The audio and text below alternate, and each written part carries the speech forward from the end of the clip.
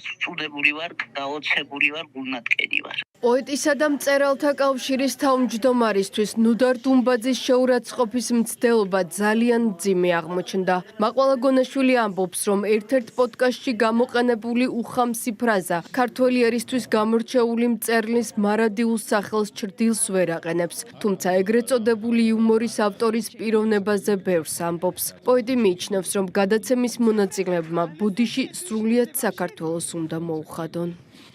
ეს არის ძალიან მიზანმიმართული აზროვნება, შეიძლება ასე ითქვას. ეს არის ახალგაზრდები, რომლისთვისაც არაფერიც მინდა არ არის. არც ნოდარ დუმბაძე, რომელიც ღმერთი შვილია, იმიტომ რომ მისი ყველა ნაწარმოები არის სიყვარულით სავსე და სიყვარული რომ ღმერთია ჩემზე კარგად თქვენიცით. და ეს სიტყვაობა, ეს უფლის გმობა არის, იმიტომ რომ სიტყვა უფალია. ვერც ნოდარ დუმბაძეს მიაყენეს შეურაცხყოფა, ვერც საქართველოს როგორ გაილანძღეს თავები. ან მათი მშობლები ბოდიშს სატუარ უხდიან მთელ საქართველოს. იმიტომ რომ ასე დროს გამსდელმა უნდა მოიხადოს ბოდიში საქართველოს წინაშე და დაგითხრათ, აი ძალიან გულნატკენი ვარ, ძალიან გაოცებული ვარ, თუმცა ვფიქრობ, რომ ამით ჭრილი, ოდნავი ჭრილი არ მიადგა ნოდარ დუმბაძის წმინდა სახელს.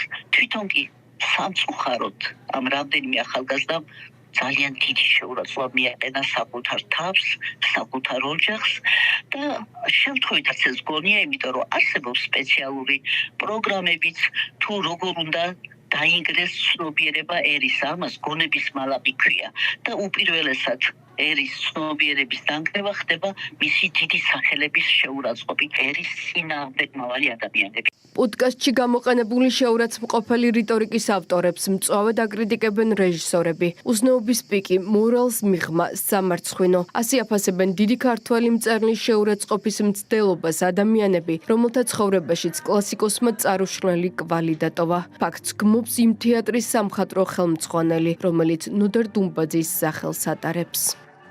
იმ თეატრის ხელმძღვანელი ვარ, რომელიც სწორედ ბატონ ნოდარის სახელს ატარებს და პროტესტი მქონდა. ასეთი ადამიანები ალბათ ყველა დროში არსებობდნენ, როდესაც საკუთარი თავის გაპოპულარულებას, თუ შეიძლება ასე ითქვას, ცდილობენ აი ამ სკაბრეზული უხამსი გამონათქვამებით ცნობილი პიროვნებების მიმართ.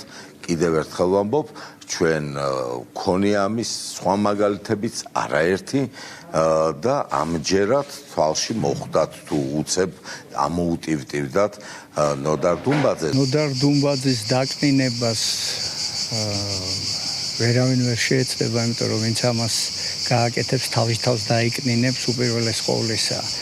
იცით რა არის, როგორც საკუთარი ოჯახის წევრზე ისე გაუბრაზდი, ძალიან გაუბრაზდი, მსხვენია, ძალიან დიდი სირცხვილია, მსხვენია იმ ახალგაზრდების სახელით, ვინც ეს იკადრა. ამაზე დიდი უგზანეობა, მე ვერ წარმომიდგენია, დასაგმობია რა თქმა უნდა და არ მეგულება ნორმალური ადამიანია. ეს ფაქტი და ეს მოვლენა არ დაგმოს. დიდი ქართველი მწერლის მიმართ უცენზურო გამონათქვამი აღშფოთების მიზეზი გახდა ხელოვნების სფეროს სხვა წარმომადგენლებისთვისაც. ეროვნული ღირებულებების დისკრედიტაციის მიზანმიმართულ მცდელობაზე საუბრობს მომღერალი ბექა ჩხაიძე.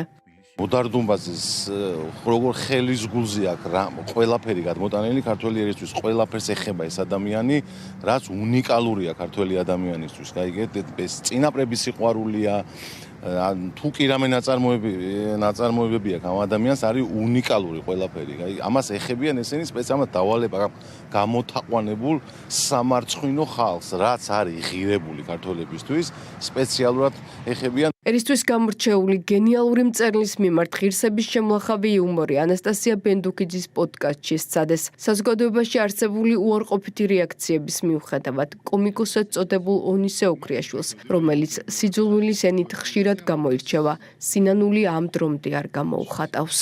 ნოდარ დუმბაძე მაჩის გული მოვთ. ადამიანს აქვს შუბლის ძარღვი. ის რო გაუწყდებაო, მერეო იოლია ძალიან ცხოვრებაო.